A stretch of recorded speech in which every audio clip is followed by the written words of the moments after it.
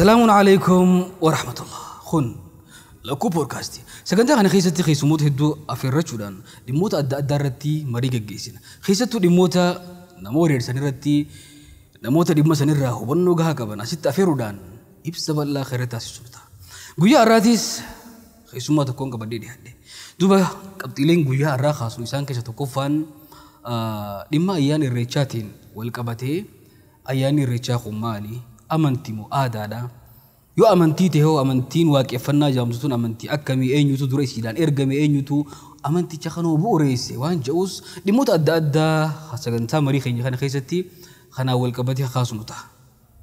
Kanaaf amma kallattumaan gama sagantaa keenya haa dabarru qalbeessa yaamicha keenya obbaatee asitti nu argamu keetiif hedduu galatamsiin jenna. Galatooma.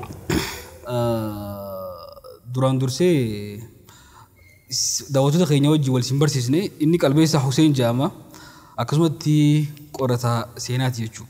Saniifi wanni isaa asitti affeerrannee dhimma irreecharraa dubbachuuf murteessine jechuudha. Gama marii keenyatti yeroo seennu hiikumarraa kaanume gariin irreessa ja'a gariin irreechee ja'a kun akkaatuma naannoo Tuulamaa fi naannoo Bahaa kanatti garaagarummaa jiru irraa irreechi maali? Irreessi marga fakkeenya isiif hima warra adii biratti nagaa hennaa lallaban allaatti fakkeenya godhatan fakkeenya nagaatti jechaadha. Allaatti adii yoo Oromootti as deebite immoo marga araaraa sun maqaan isaa irreessa jedhama. Magariisni sun irreessa jedhama. Irreessa asirraa jedhama. Okay, saniif gaafa dhimmoota adda addaa irratti garuu ulee faana isiisan qabatanii jechuudha. Citaa ittiin maranii. Okay.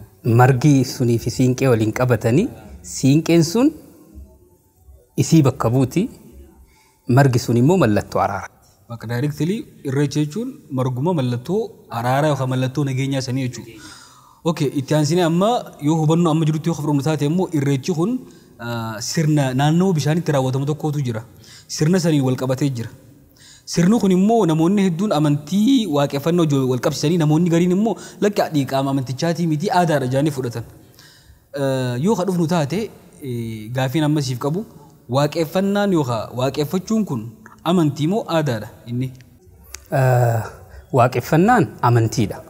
Amantiif danda'e. Sirni amma raawwattu kunis immoo ayyaana kana dura ayyaanni guddaan kabajamu irreessa tulluu ka jedhamu jira. Bakka tuuta wal geettetti namni walitti bu'uu malaami kanaafuu ka araarsus immoo bakka san jiraachuu qaba qaamni waan kana tasgabbeessu jechuudha.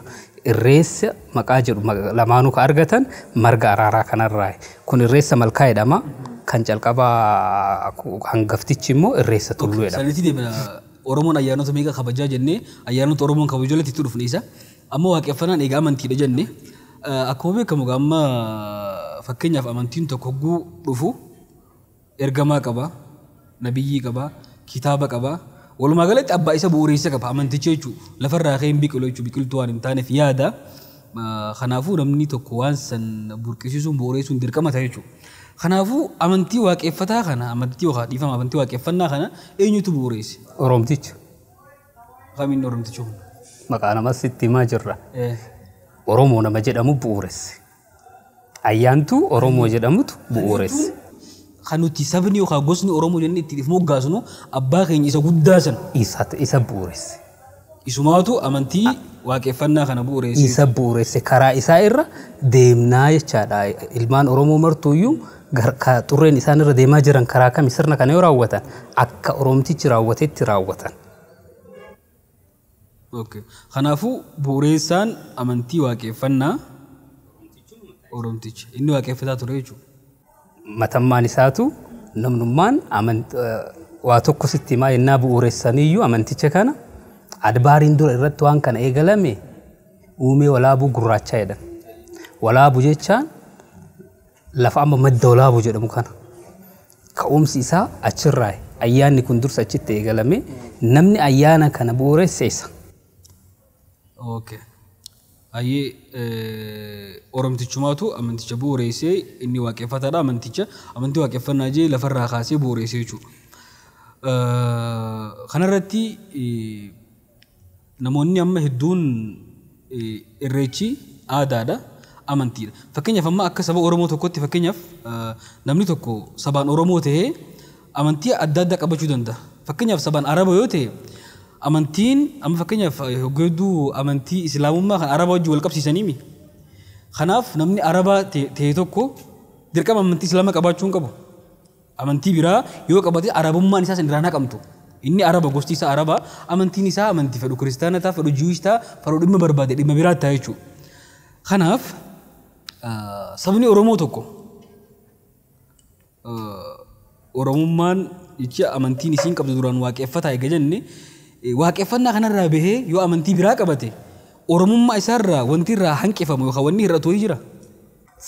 Gaafa wanta kana siifa kana rabbi isaa kennu gosoonni inni bulchaa ture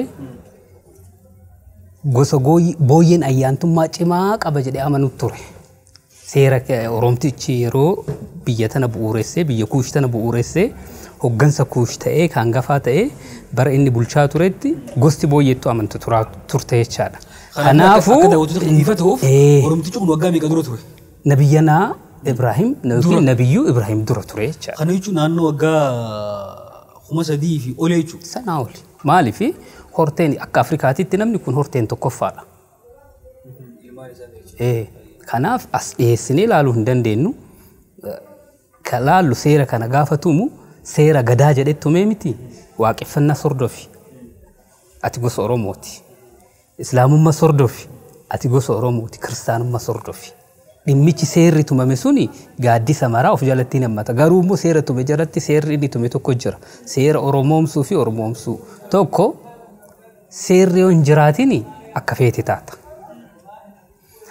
Kanaaf yoo seera gadaa inni tume kanatti bulte maqaan siif kennamu biyyi hoggansa cimaa qabaatte maqaa hoggansa sanii waamamuu dandeetti duraan.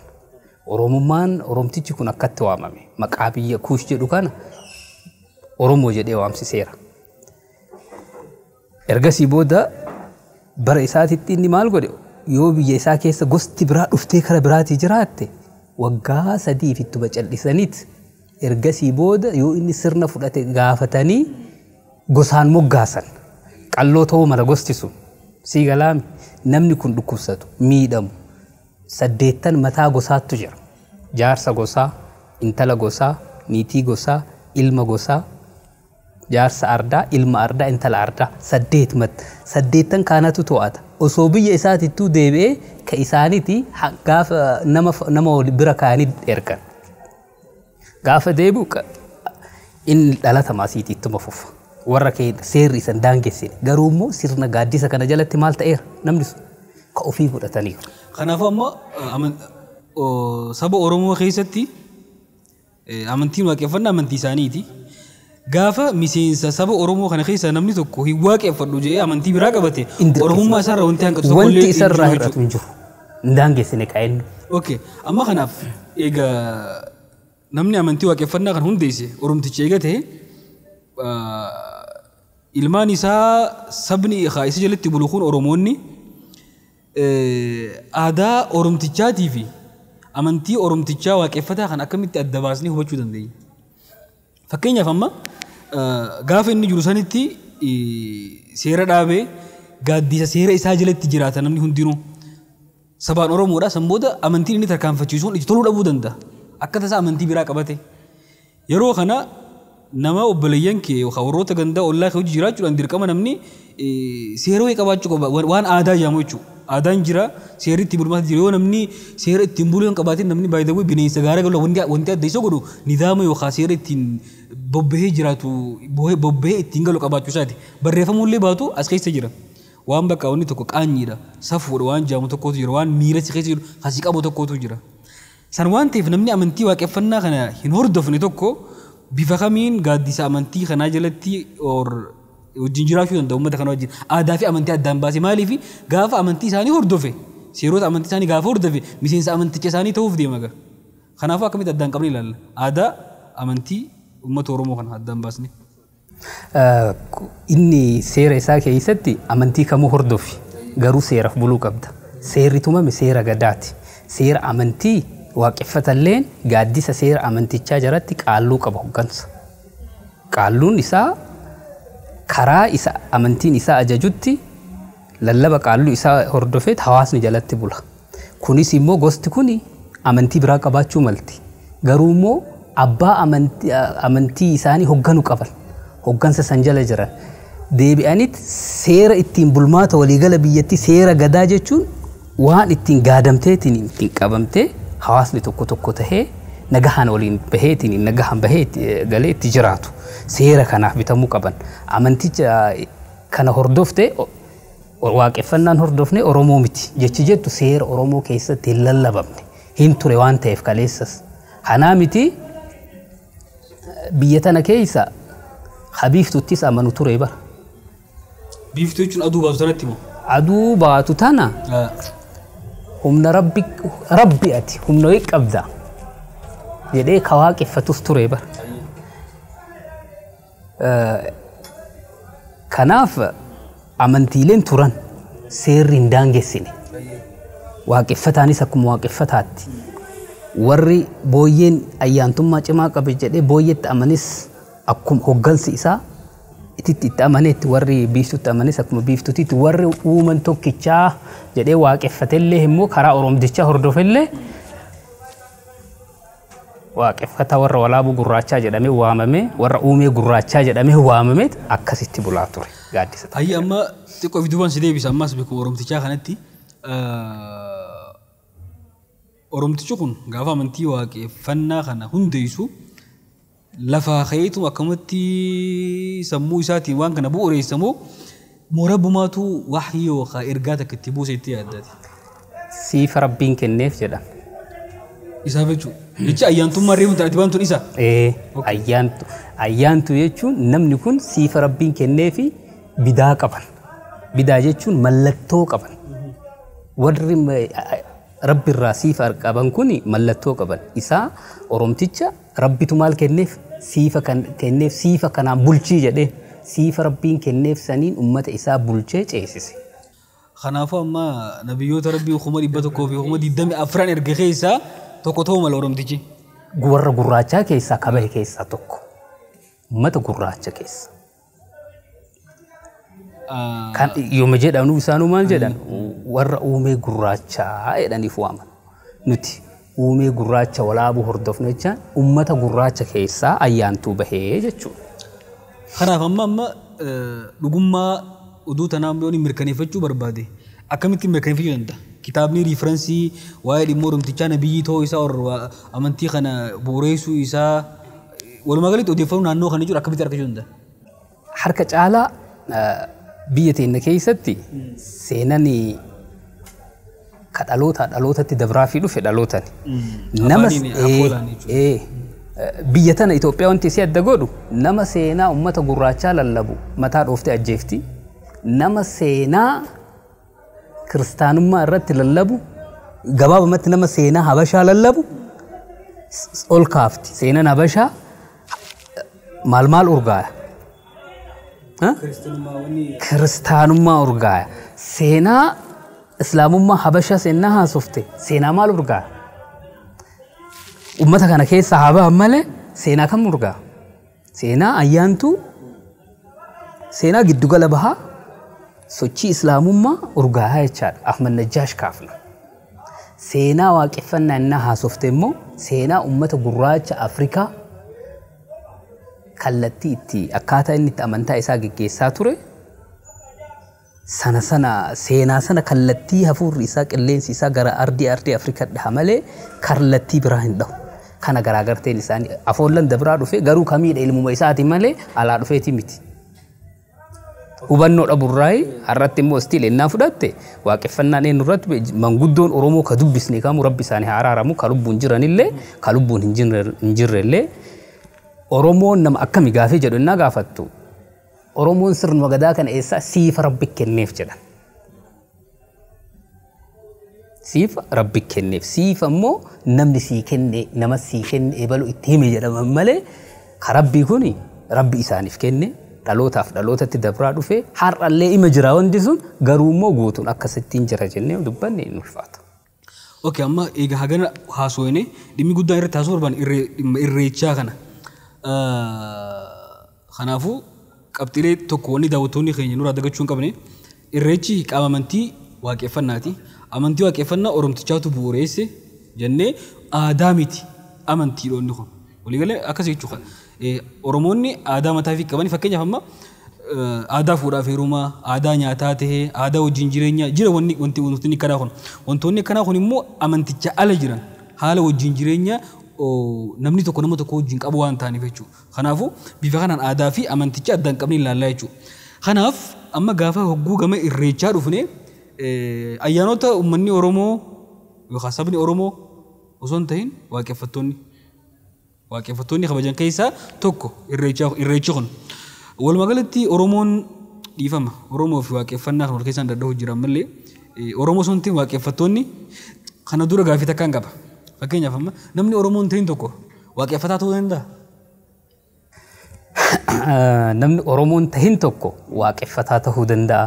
Waaqeffataa ta'uu jechuun gabaabumatti hiikammaan isaatu warra rabbii wal quba qabu warra karaa rabbii hin jira jedhee amanee fudhate jechuudha. Rabbi hin jira jedhee warra dhugoomsee jechuudha. Jechuummaan kun warra rabbi jiraachuu dhugoomsee jechuudha. Kanaafuu yoo rabbi jiraachuu itti amane fudhate amanticha san keessa ni jira. Namni wanti guddaan amantii waaqeffannaa keessatti an waaqeffataadha yoo jedhe ilmi sun rabbiin jiraachuu isaa amane fudhate. Kana jechuun bara amantiin waaqeffannaa kun daangaa wayiin qabu jechuudha. Akkam jechuun bareeda fakkeenyaaf amma namni addunyaa kana gubbaa rabbiin hin jiru jee amanu ETS jaaman warroota amantii hin qabne ni jiran. Immoo akkuma amantii gartuu kun akkuma amantii Budiizimii jee Hinduizimii jee warri Hindii keessa wanni waan fade waan adda gabbaru haa ta'u am muslimni haa ta'u warri kiristaana biraatti haa ta'u waaqni yookaan rabbiin uumaan kan uume tokko ni jira jaanii amanan kanaan isaanummaan kun rabbiin waaqniin uume tokko ni jira jechuu isaanii amanuudhaan waaqeffataa ta'an jechaa jirta amma akka amantii waaqeffataa akka seera isaatitti fakkeenyaaf ati amantii bira hordofta dhufte seerri isaan sitti himan ulaagaalee qaba amantichis ulaagaalee amantii waaqeffannaa qabu san sittiin himan inni guddaan amantii waaqeffannaa keessatti hordoftoota waqtii amantii waaqeffannaa warri jedhamuu danda'u warra rabbi jiraachuu dhugoomse qofa. Seera qabanii seerri sun maal jedhama seera uumaa safuu uumaa jedhanii qaban seera kana yootuma oromtichi maal jedhe amantii waaqeffannaa kan safuu uumaa seerri kun daangaa qaba amantichi walii gallaan. Seera inni hordofe karaa akkaataa inni daangaa itti godhe saniin wayitii bulaa turan sanitti qaalluun tokko ayyaantuu gosa wanni haayyuu gosa biraa tokko amansiisee gara amantii kanaatitti gaafa fidu rabbi jiraachuu isaa amansiisee ka inni gabbaru sun immoo ka inni akka rabbiitti fudhate sun uumama isaa ta'u waaqa uumama waaqni maal uuma nuti uumama nuti uumama ta'u waa'in uumatu amansiisee gara gaafa amantii kanaatti ulaagaalee jira sanirra xurree deemudha kaaniin alatti immoo amantiileen inni hordofsiisaa ture ayyaanonni inni yeroo sanatti ayyaaneffataa turan bara isaatitti isaan eegalan tartiiba saniin ulaagaalee waliigalee jira amma kaayyummaa sagantaa kanaatu waa'ee amantii waaqeffannaa barsiisuu osoo hin ta'in kaayyuu sagantaa kana qopheessineef qabna dhumarratti hogoo goolamanii baanu dhaamsata barfannuutu jira wanni haasoo barbaan dhimma irreechaa irratti ayyaanota oromoon kabaju hedduutu jira naannoo shan waami shani ka oromtichi kabaje lama ka isaan booda dhufan sadi dabalaa dhufe isaan hundatti dhiisneetuma waa'ee irreechaa qofa dubbanna irreecha kana inni kabajee jira oromtichi inni ayyaana irreessaa ayyaana irreechaa kana kabajee jira inni maaliif irreeffatama wani irreeffatamuuf maali bara oromticha kana wal qabsiistee maaliif irreeffatama sirni irreechaa sanii akkamii gaggeeffama waan jiruus wal qabsiistee walumaan naa deebiste. Ayyaanni isaan ayyaaneffatan keessaa tokko irreessa tulluuti. Irreessa tulluu sana bara isaanii midhaan facaafamu jiru soorattoota fooniiti. Dinagdeen isaanillee loonii irratti jiruun isaanillee kan looniin wal qabateedha. Kanaaf yeroo sanatti rooba gannaa kana akka ilma hin miine akka horii hin miine kadhataniif ergasii booda rabbiin akkuma isaan kadhatan sanitti ta'eef oromticha rabbi maal ta'eef beeyta rahmatni rabbiin kadhatee rabbi irraa inni argate rooba nama hin miine horii hin miine rooba marga tolchu rooba horiin akka fedhetti keessa deemetti inni hin taane osoo hin miidhin horii dirra tolchu namas tolchu kana rabbiin rahmata ta'eef. Kanaaf yeroo gannaa san kadhataniit rabbi tahee fi amma yeroo birraatitti immoo horiin ameessiin ta'a. Roobnis immoo maal ta'a deema? Roobni gurraacharraa karaa adiitti deebi'aa deema. Rooba adii jechaan ka yoosuu iyyee dhufee yoosuu dabru jechaadha. Roobni birraa. Birratti aansitee ka jiru ji'a bonaati. Ji'a birraa kana keessa kabajama galata bakka tokkotti bakka isaanii oromtichumar bakka oromtichi sirna kan itti dalageetti warra walaabuu uumee gurraachaa kan walaabutti wal gahanii ardaa san bunni illee biqila bunni uumama bunnis baay'ee seenaa isaaniitiin seera isaan tuman keessatti waan wal qabatuuf sirni buna qalas raawwata. Fakkeenyaaf amma kana gubbatti gaafiin an kaasuu barbaadu oromtichi ayyaantummaa harkatee amantii waaqeffannaa kan hundeessee jira. San booda warroonni hubannoo fi beekumsa amantichaa qaban qaalluu jaaman. Fakkeenyaaf amma gaafa waggaa naannoo 3 olirraa kaasee hanga guyyaa arraan tanaa kanatti bifa kamiin amantiin kun baratamaa dhaloota itti dabraa dhufe. Fakkeenyaaf amma namni qaalluu jaamu tokko akkumatti waa'ee amantichaa dhagee qofaaf beekee qofaaf qaalluun ta'u. Maaliif gosti Oromoo sabni Oromoo kamiyyuu waan kan odeeffannoo isaa waan qabuuf tokkoon miseensa saba kanaa qaalluudha jechuudha. Yoo akkas hin ta'in qaalluun hawaasa biraatti garaagarummaa qabu. Kanaafuu inni nama miseensota saba kanaatiin adda wanni isa godhu beekumsaan isaan caaluu qaba. Maaliif jara kana barsiisa waan ta'eef jechuudha. Tartiiba kamiin beekumsi amantii waaqeffannaa kun dabraa dhufe kitaabni barreeffame wayii jira. Walumaa galatti akkamitti qaalluu ta'uu hin deemu fakkeenyaaf namni amma zamana ammaa kana jiraachaa jiru kun. Har'arratti miti akkaataa kaleessatitti karraa kunis turre masan hordofu akkasii fudhanna. Si adeemsa qaba. Calqabarraa kaasee ilmi gaafa dhalateerraa kaasee gaafa ganna shangahu sirnatu godhamaaf. Tokko daa'imti sun haasa'uu eegaleera. Manguddootu jira warri sirna kana keessatti tajaajilaa dabreet maqaan gadamoojjii jedhamu ka kennameef. Jarri kun daa'imman tana qofa hubannoo kennuu fi akka amala isaaniitti hubannoo kennanii fi dandeettiin daa'ima kanaa hoggansa irratti ilaalchi inni qabu cimaa yoo ta'e jaarsa gosaatitti ilma gosaatitti maal jedha ilma ardaa ka jedhamutti kuni fuundurreen isaa akka achi ilaaletti hoggansa irratti gulantaa biyyaa keessatti ilma ardaa ta'u irratti hin tajaajila. Inni kun hubannaa amantii irratti qabu. Gaafa waggaa 8 addaan baasa. Waggaa 8 jecha kanumaafuu qaalluu ta'us gaafa san beekamaadha. Achirraa tartiiban dhufee ittiin qaalluu ta'uudhaaf gaafa waggaa 30 gahe. Waliigalle amma haala qabata amma jiru irratti jechuudha. An amma meebi beekuu dhabuu kiyyaan ni ta'a sirni kana hin jiran ittiin fakkaatu. Akkaataa namni guddisa ammaatiitti gaafii gaafataa dhaqe keessattuu yoo anti siraaju bakka amantiileetitti sirni raawwatama nama fakkeenyaaf ardaa mudaa ennaadha itti yoo laaltu wanti hin salaataa yoo sirna laaltu immoo kan waaqeffannaa dalaga. Liigallaan liqinfamee hafeera. Sirnicha kana Haayile Sillaaseen akka sirriitti badu irratti dalageera. Asaantii socho'eetiin deebi'ee amantii waaqeffannaa socho'aa jira. Waan kana bakka walitti sassaabuudhaaf seenan kun dhokatee bakka jira waan astuula manjirra ituu keessatti waan dhokatee hafeetu jira.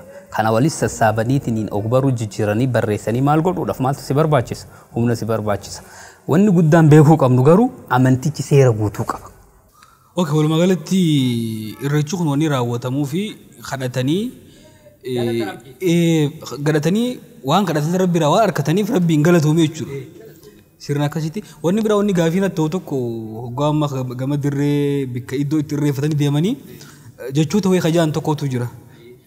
Jechi afaan Oromootti illee beeku jechoonni isin hiikkaan isaa naaf galuu hin dandeenye. Mee akka isaa haati yoo kabayyuu taate wanni jaaman sun maali? Hiikkaan isaa maali? Akkana fakkaatu maree oofaa jaanii.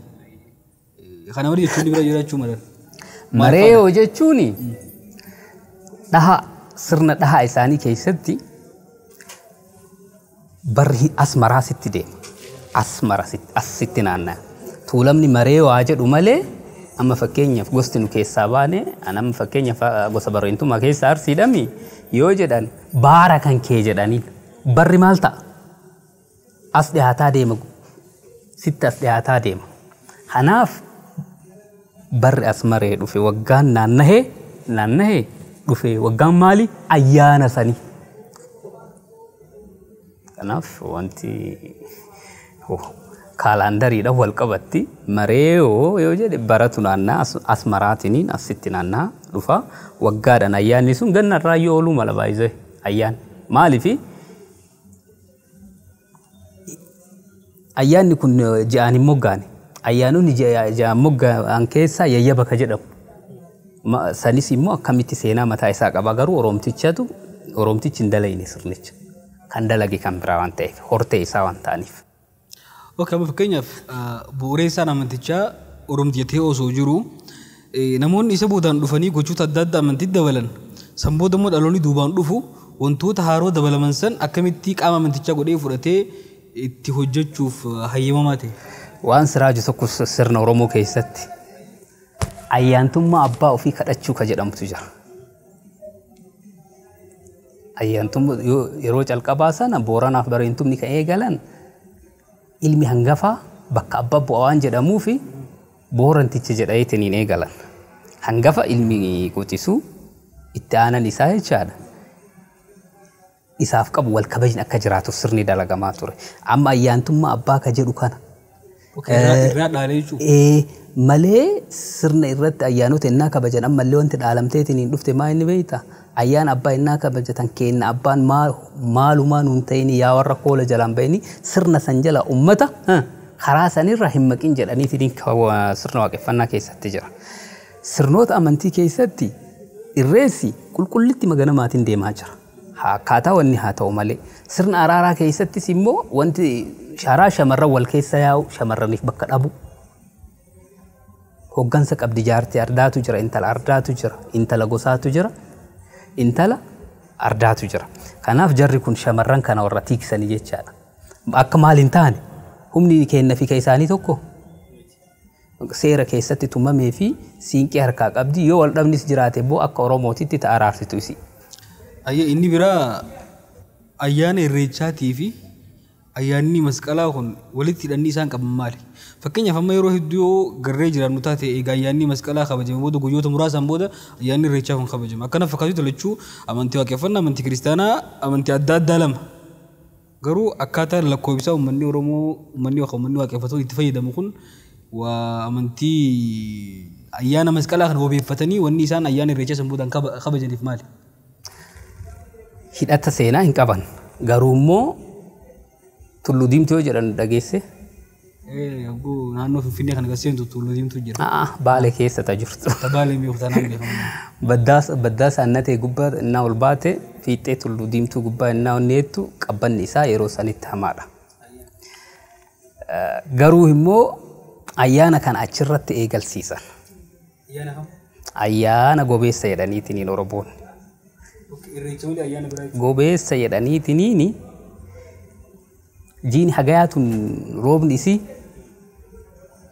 mootii gannaa jettee waamtiin Oromoo. Ji'a xumuraa tana jechaadha. Akka Oromootti silaa barammaa hagaya keessa jirra hin seenne fulbaan. Akka Oromootti hagaya keessa jirra hin seenne fulbaan. Hagaya reef seenne. Barri haaroon amma kabajaa jirru fulbaana jennee hin qabu seenaa kiristaanummaa waliin qaba malee. Kanaafuu ayyaanni irreechaa amma kabajamaa jiru kunis akkaataa seera lakkoofsa Oromootti sirrii miti jechuudha. Akka lakkoofsa Oromootti sirrii miti walitti siisa. Sila yoom kabajama qabame sila irreechaa amma masqala boodas deemu kun sila yoom ta'uu qaba. Baanuma inni ka kabajamu. Fulbaanuma garuu fulbaanni Oromoo jettu. Hagayyi kun itti amma gobeessi kun ka amma masqalaa wal qabsiisan kun kabajamee guyyaa 17tti kabajamee ergasiin booda fulbaana tokkotti kabajama. Guyyaa hagamtu iddoo jira. Amma 17 fi tokkotti moo? Hagaya 17tti gobeessa kabajama ka amma masqalaan bakka bu'e kun. Akka Oromootti. Gaafa kiristaanonni ayyaana masqalaa kabajan Oromoonni ayyaana gobeessaa kabajan akkasi. kiristaanummaa waliin qabsiisin. Akka Oromootitti ganaa inuuyyuun seennami.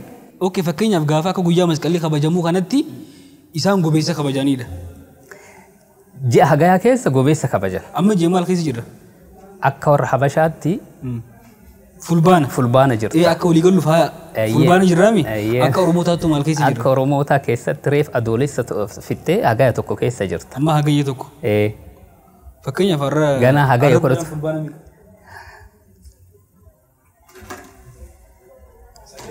Fulbaana 8. Kanaafuu hagayya 8 jechuudha. Hagaya 8tti kabajamna jechaadha. Har'a guyyaan fulbaana 8. Har'a 8 mi akka jaraatitti immoo 17tti kabajama. Hagaya gobeessi. Gobeessa kana 17tti kabajanii miire fulbaana tokkotti immoo irreessa malkaatu kabajama jechaadha. Kanaafuu akkaatummaan amma yeroo ammaa akkaataa kanaan amma yoo kadeemtu taate sirni ittiin deeman sirna amantii kiristaanummaa waan taateef dursa sirna ofii ka Oromoo yoo taate sirnumatti deebisama. Maaliif reefitti seenaa jiran ka. Kanaafuu guyyaan ayyaanichaa amma itti kabajamaa jiru. Hingeenye akka waaqeffataatti. Hingeenye akka waaqeffataatti. Gobeessuun kabajamne. Fulbaannuun seenne hagaya reef seenne. Dubbiin tun amma yeroo malee kabajaa jiranii yeroo malee reeffachaa jiranii waaqummaan irraa qe'ee bal'aadhe. Waa tokko beekuu haleellaan hamaan irra gaheera. Walii gallaami. Oromoota irratti amanticha irratti jechaadha. Kanaaf abbaan yeroo san hoggansa irra ture akka isaa tolutti kaateera jaanoo ifaan. Amma waa fakkeenyaaf sitti yookaan wanni jettu taate waa si gaafadha. Ati hordofa amantii islaamummaati. Amma kan qoxaaxaashiin kun bara haaraa yaami. Anaaf bara haaraa miti. Isaafis bara haaraa yaamiti. Eenyuuf? Oromoo. Lakki Oromoon bar ittiin lakkaawwatee kabajaa jira bar. Ittiin lakkaawwanne ka kalaandarii isaatiin miti siin jedhe. Ishi kasaaniitii miti. Akkuma sirnacha deemna ka amantichaati. Ka qaama amantichaa orto kiristaanati malee. Lakki amma asubbatu waan tokko digalu goon. Fakkeenyaaf Oromoonni bara haroo siinaa ittiin amaniin haa fudhachuullee baatan dongorallee dhajaanii haa fudhatan garuu ayyaanni masqalaa kabajamee guyyoota muraasa booda ayyaana irreechaa irreeffataa jiru. Masqala yoo jenneen immoo masqalli ka amantii kiristaanummaati gobeessa. Muka sanaan galee reefuun tana sakkaataa sanitti adiisnu. Siibsa lafa qonna eegale. Namni weeb jedhamu raayya jechaadha. Raayya namni jedhamu weeba yookiin raayya namni jedhamu lafa qonna eegale. Eeyyeen.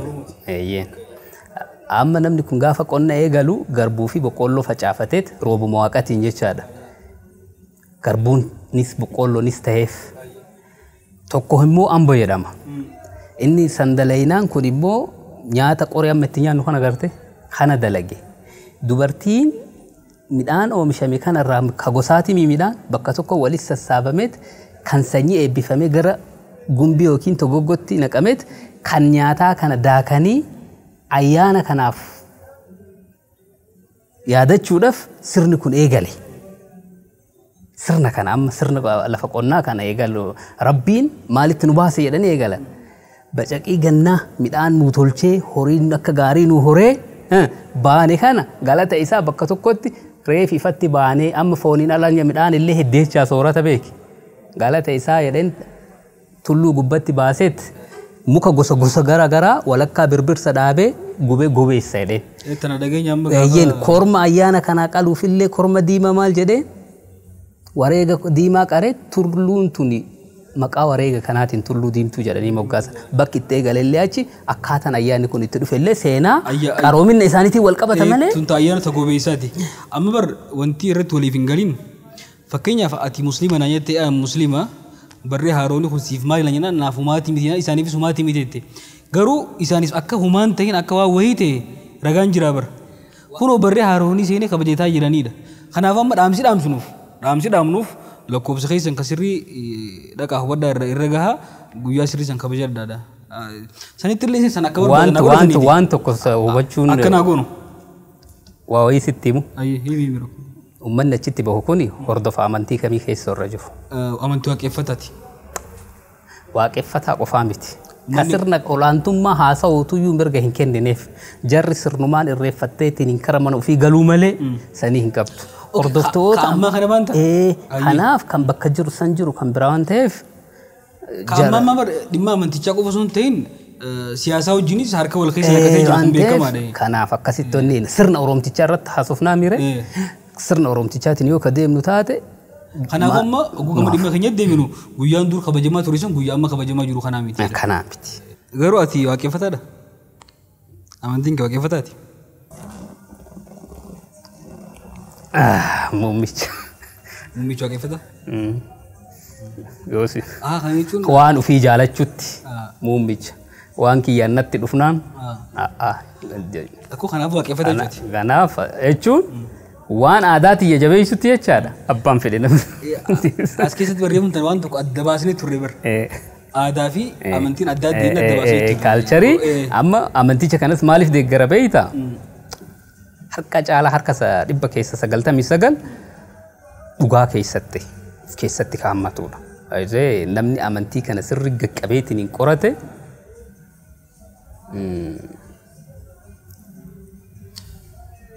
gabaabseetiin waa xiqqoo siin jedha namni rabbi hagoo eegoo matarratti baatami. Oromoon maal wal gaafatte ta duraanii keessatti yoo dargaggeessa akka keetii taate jaarsi yoo sitti dhufe gurbaa as deemi siin jedha. Maal yoo ati jette rabbiin wal quba qabdaa siin jedha. Siigal sodaa rabbii qabda. Kanaaf ummata sodaa rabbii qabu waan ta'eef anis achi keessaa dhalachuu kiyyatti itti ummata itti boonu malee. Kanaaf amma anis amantii kamuu islaamummaa keessa jiraadhees waan kiyya keessatti nuti ummanni muslimaa abbaan fedhe amantii fedhe jala adeemu amantichaaf kabaja qabna. Daangaa ittiin dabarru namni amanticha miseensa amantii kaaniitis ta'ee gamanaas akka daangaa dabru hin barbaannu jechuudha. Walumaa galatti daawwattoota keenya kabajamu mariin guyyaa har'aan tanaa goone gaafii irreechi aadamu amantii jawu kanarratti ibsa bal'aa goone irreechi sirni irreeffachuu gaggeeffamu kun akka aadaan ta'in akka qaama amantichaa ta'e gadi fageenyaan laallee hubannee jira. Dhimmi sabummaa dhimma biraati dhimmi amantii hordofuutis dhimma biraati jechuudha. Walumaa galatti wanniin sagantaan lakkuun poodkaast guyyaa har'aan tanaa kaayyoon guddaan isaa gaafilee shubhaa yookaan namatti wal fakkaattee namoota keessa deemaa jirtu ta'an irreechi aadamu amantii jiru kana gubbatti akka irreechi amantii ta'ee jala sararree beekuu qabnaadha. Kanaafuu namni miseensa amantii islaamaa ta'e tokko sirna gabbartii amantii biraa keessa seenee wajjin gabbaruu qaba jedhee hin yaadu inni sin amanuu sirriis miti jechuudha. Walumaa galatti obboleeyyan keenya kan Oromoota ta'anii amantii kiristaanummaa hordofan gaafa isaan ayyaana masqalaa yookaan ayyaanota biraa dhaqanii ayyaaneffatan jarri isaaniis maaliif nu wajjin ayyaaneffanne jedhanii mormiin kaasan. Nutis warroonni sabaan tokko ta'an kun ayyaana isaanii dhayinee maaliif ayyaana masqalaa yookaan ayyaana cuuphaa wajjin dhayinee hin cuuphamne jennee dhimma gaafiin kaasu maaliif amantii biraa akka ta'e waan beeknee hubannuuf jechuudha. Akkasumatti gaafa irreechaati illee irreechi kun qaama amantii waaqeffannaati gaafa irreechi dhufees dhayinee wajjin irreeffannu jaamii odeeffamuu hin qabudha bifa saniin hubannee irraa deebinu. Inni biraa sabboonummaa wajjin irreecha kana wal qabsiisanii hedduu haasa'uma. Akkana fakkaatutti sabboonummaa jechuun hiika biraan qabu saba ofiitiin boonuudhaami. Lamaanuma kana. Kanaafuu namni tokko Oromummaa isaatti qaanfachuu dhabee an Oromoodha jee himannaan khalaas sabboonaa dhumate. Immoos dhimmi biraa dhimmi sabummaa yookaan Oromoodhaan saba evoluuti jedhaniif yaamuun kun daangaa qaba. Fakkeenyaaf an maayaadha inni qalbeessaadha. Maayaan hoggaafam maqaa moggaasa maayaa jedhamu kana an yaamamu maayaan maayaa ibsuun alatti kana caalaa tarkaanfatee wanni addaa wanni na ibsu tokko illee hin jiru. Fakkeenyaaf maayaan Oromoo ta'ee uumamuu isaatiin duniyaa kana gubbatti faayidaan addaa saba biraatiin adni harkatu jira hin jiru. Akhirattu dalagaa isaa takhiir yoo dalagate jannata seenuu yoo taane dalagate bikka biraa dhaqu malee Oromoo ta'uu isaatiin faayidaan addaa inni harkatu jira. Kanaafuu hin jiru. Kanaafuu sabni tokko saba tokko hin caalu. Sabboonummaan jennees irreeffachuudhaan osoo hin ta'in saba keetiin boonuudha khalaas. Sabni tokko sabni Oromoo saba Arabaan caalu Amaarri hin jiru inni jira lakkaasa. Hin jiru Amaarri. Itti deebinee siin.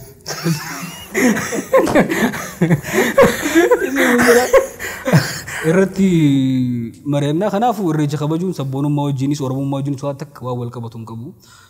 Islaama tahee saba keetiin booni an Oromoodha jee dubbadhu irreechi amantii biraatti dheeyxeen irreeffatini. Khalaas akka obboleessa musliimaa tokkotti kanaan isiniif dhaama. Walumaa galatti sagantaan keenya kalaqquu poodkaast guyyaa irraan tanaa qabatee dhufe yaadota kanaani. Hanga inshaallah sagantaa itti aanu qabxi itti aanu qabannee dhufnutti salaaman.